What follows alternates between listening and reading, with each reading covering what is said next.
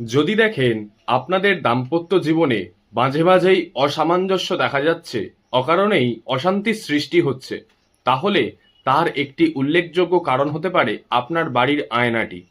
এই আয়নার কারণে আপনাদের মধ্যে কিন্তু বিভিন্ন রকমভাবে ঝামেলার সৃষ্টি হতে পারে। কেন এই আয়না আপনার জীবনে ঝামেলা আনছে?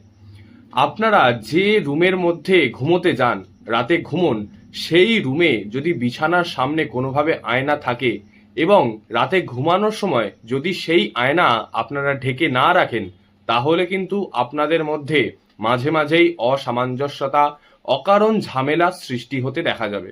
তাই অবশ্যই জিনিসটি খেয়াল রাখুন, রাতে ঘুমোতে যাওয়ার আগে আপনার ঘুমানোর রুমে যদি আয়না থাকে তাহলে অবশ্যই সেটিকে ঢেকে ফেলুন। এছাড়াও যদি কোনো টিভি বা কম্পিউটার থাকে তাহলে সেটিকেও কিন্তু ঢেকে ফেলতে হবে।